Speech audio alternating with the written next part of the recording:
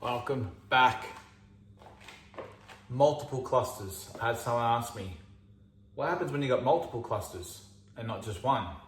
Well, what do we look for? Here we are, just broken the table. Cluster here, cluster here. Now do we go yellows or do we go reds? So, first thing you want to look at is actually, if we go reds, can we knock this ball in and go into them? Well, we can, but we have to land on a nice angle either here or possibly over here where we can knock that in and then go into it that way. But if we look up here, if I pot this, I can play this red and go into it, go into the cluster here. But unfortunately, if I go into the cluster there, the white ball might stick and the red is going to get pushed down in this area, but the white ball might get stuck up there. And the thing is, there's no other reds for me to actually land on. So reds here are probably not the choice. If we look at yellows, I've got a ball near a pocket. I can go into that and I should land on one of those yellows hopefully. And I've got a yellow there as well. I've also got a nice yellow here out in the open. So no matter where the white goes, I should be on a yellow. This one here is already offset to the pocket and the white ball's traveling into this pack here. So no matter where I am on the table, if I can knock this ball in, maybe open this yellow up first, I might actually land on this one after that. And then I can go into that. So straight away, I can actually open up both clusters. Reds are very hard, yellows are a lot easier. So, saying that, let's give it a go. I'm going to start with this one because I've already got an angle. If I didn't, I could probably play this one up there or maybe cut it in and try and get a better angle, but I've already got an angle. So let's go into it. Maybe try and glance off this one and end up over here so I can nick that one in next and then open that.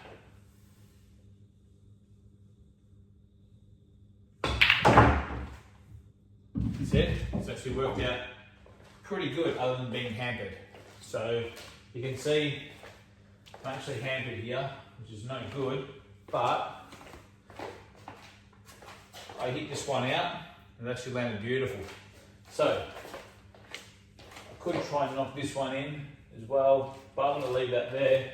I'm going to play this one. I don't have to blow up the pack. I don't have to actually hit this one too hard. I've just got to open it up a little bit. So I can go in, I'm going to pot that, go into where the red is, like that, and there you have it. In 2 shots, I've opened up the pack and I've got still a bunch of yellows to land on. So you can see we evaluated at the start whether reds or yellows were the balls. We could see that yellows, literally, I could give it a crack. If that one didn't open up properly, I don't have to open up that one if I didn't want to. If that one opened up okay, I can have a go at that, and if they open up well, then I can have a crack. All right, here's another situation. Again, a couple of clusters here. Do we go reds or yellows? Yellows, not really on a good shot right here.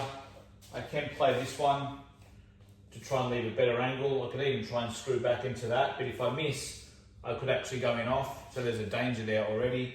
I could play this one, but I'm not going anywhere, maybe around here. This one here, it's a bit of a dodgy angle. Like, even if I pot this one, come here, pot that one, come up here, knock that one in and open up that, I'm pushing the yellows this way and I might not land on one.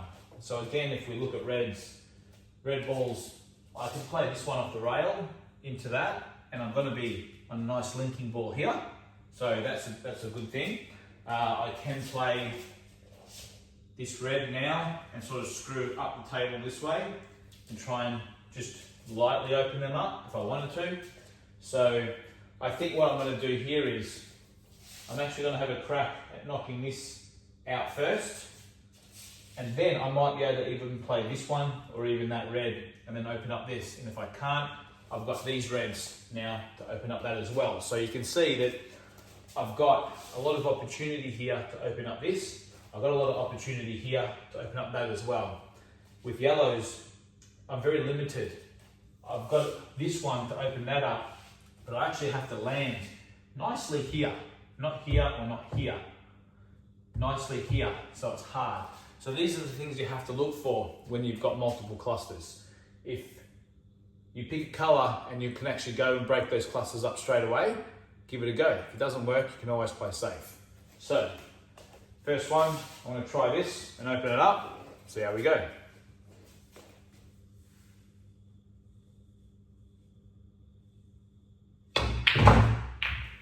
So there you are, and look at that.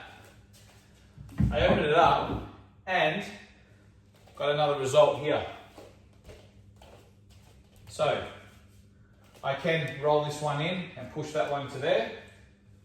This one is still actually a little bit dodgy, but I actually nearly opened them both up in one visit. Third one, yellows look a little bit dodgy here. I've got open yellows here, but straight away we can see reds. Really nice to either pot and go into the pack, pot go into the pack, but rather than just pick a ball over a pocket and go into the pack and be a little bit clumsy, well, let's try and actually solve the problem here. Right now, I'm on this ball. I can go into it this way if I want, but I have to get that right. And if I don't, I could actually hit that and maybe going off, it can actually still be a little bit dodgy. So what I'm thinking is, if I roll this one in and land here, I can actually knock this in and open up the 8-ball. And even if we stick here, which I almost want to, I can then play that ball into there and open up this. So within 2 shots, bang, open up that, stop here, pop that, open up that, and I should be on one of these 3 balls. And within 2 shots, I can open up everything, because I don't want to be potting 3 or 4 balls to open up everything, and then I'm only left with a couple of balls on the table to land on. I want to open up these straight away, as soon as I can, and have balls left on the table to hopefully land on and continue the frame. So, first one. And yes, I can go that one, go into that, try and open them up, and then I've got these ones over the pocket.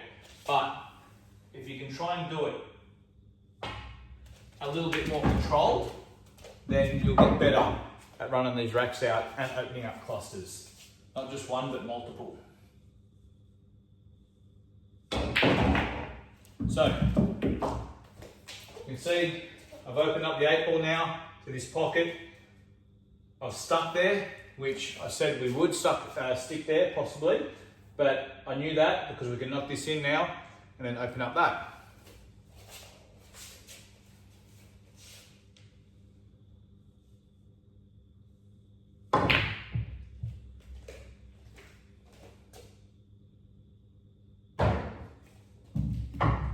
So, just knock the ball in and continue the frame.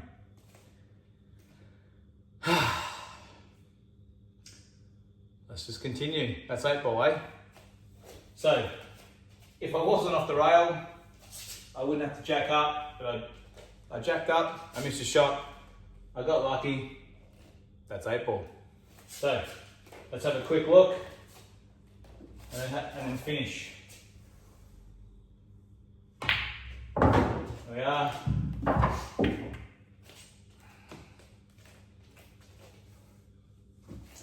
Wait, it's gone just a tad too far.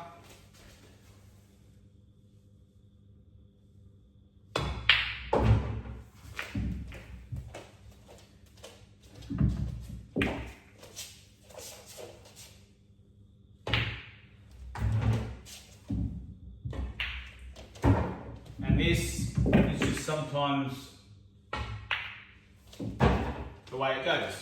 So, when you're opening up clusters, you are vulnerable for these things to happen as well. But it is a risk.